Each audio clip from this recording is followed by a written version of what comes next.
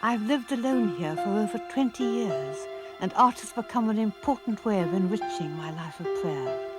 Now I'm going on a journey to see for the first time some of the greatest works of art in Britain.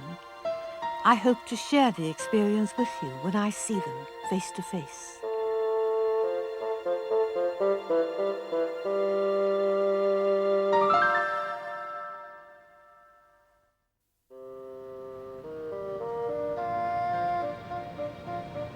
This week, I'm in Oxford, and of course it has a special poignancy for me, because I was a student here many years ago. When I was a young nun, the convent had a new Reverend Mother who said one must go straight out and straight back and not break the rule of silence. So I had a strange, magical Oxford, talking to practically nobody, seeing nothing, keeping the glamour intact. Ah, how often I've walked down this street and never once gone into the Ashmolean. Walking into a museum is one of the most exciting experiences that life has to offer. That teenaged me, or that me at 19, blissfully happy, had not much spare room for art. I laugh at it now. The first picture I want to see is a very small and delicate work of such poignancy that it's heartrending, and it's because of the story of the artist who painted it. They say here, Fra Filippo Lippi, which is our equivalent of the Reverend Filippo Lippi. Some pictures almost seem to be slices from a biography. And this meeting of two aged lovers who are finally going to have a child fits in almost uncannily with Filippo Lippi's own life. He was left an orphan on the streets of Florence, and the monks took him in, which meant that just automatically, in those days, he became a monk. But he never wanted to be a monk. He was a man who badly needed human love, and he had a rather tempestuous and technically disedifying career as a monk. I don't think anybody minded, because they knew he couldn't help it, really. And it was not till he was 50 that he finally found a woman that he genuinely loved. Unfortunately, she was a nun, but she'd been pushed into a convent too, so they ran off together and got a dispensation. So you can see how Joachim and Anna, these two aged lovers who never felt their love was going to be fruitful, had a special significance for Filippo, because he too must have thought he would never have a child, never have a wife. After all, the life of virginity or celibacy only works if you want it. Then it works wonderfully, I can tell you, but he didn't want it. And so, of course, he was right to search for his partner. The birds have got partners and the beasts have got partners.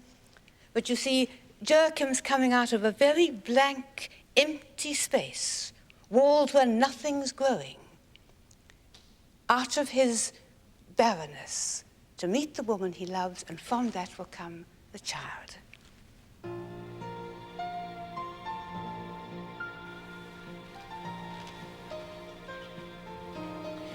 Now, Lippi was a man who clearly needed the support of a loving human partner, whereas Piero di Cosimo was an obsessive who only needed art.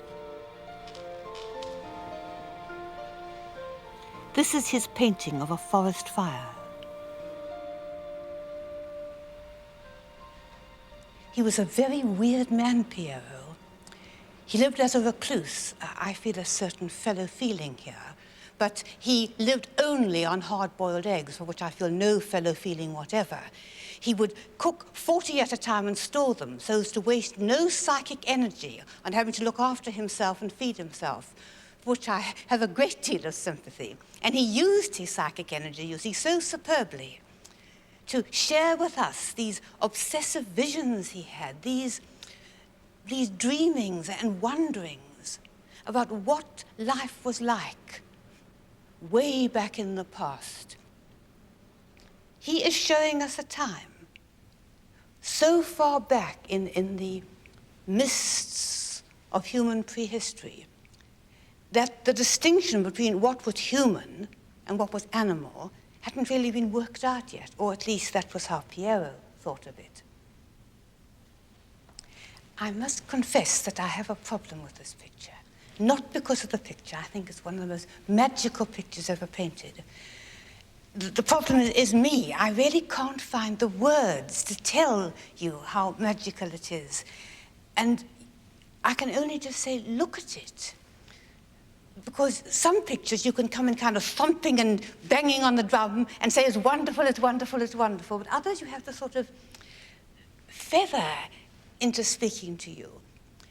It's so extraordinary.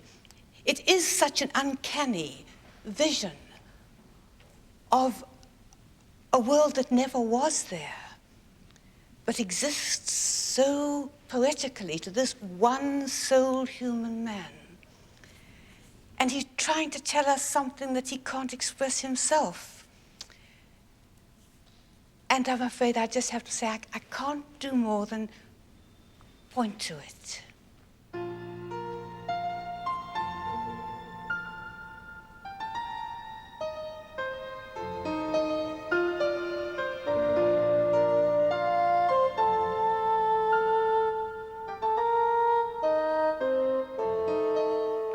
Nature for Cosimo is mystery, but for Claude, the great Claude, it's a severe arena in which human beings are challenged to rise to their spiritual height. Majestic.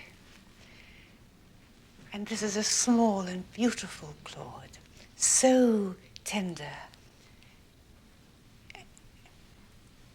And here we have the great mythological scene, but I really can't afford to spend time looking at them because I want to get on to this huge Claude, this wonder of the museum, with its strange and haunting story of how Arcadia was lost. Ascanius shoots the stag of Sylvia, which in itself mightn't mean much, but if you know the story, it means a great deal. Because what's behind all this is a complicated historical legend of how the Trojans were welcomed into Italy. And Ascanius betrayed the hospitality that they were offered. He shot the sacred stag. And if you look, you can see here this strange confrontation in which animal looks at man and man looks back at animal. He only has to open his eyes to see that's a sacred stag. It has the sacred garland round its neck, but he doesn't look. And the stag simply can't believe it, and the watching world can't believe it, because once he shoots that stag, war will break out. He's selfishly intent upon doing what he loves doing, which is destroy. And of course, which of us can say, not me? It's an evening picture, that blue sunset color. We have the great temple, which is destroyed as a suggestion to us of what will come. The trees leaning forward, mourning, grieving what man's going to do. We've got these empty boats. We've got the people fleeing. And yet, you see, nothing really has happened yet. It's just poised on that moment when Ascanius still can choose. Will he shoot the arrow or not? And what gives us extra poignancy is that this was the very last picture Claude ever painted. It's his last legacy to us, that there is an Arcadia, there is a world of peace and sunlight, where everything is quiet and still. But if we want to, we can destroy it. And that's what Ascanius is just about to do.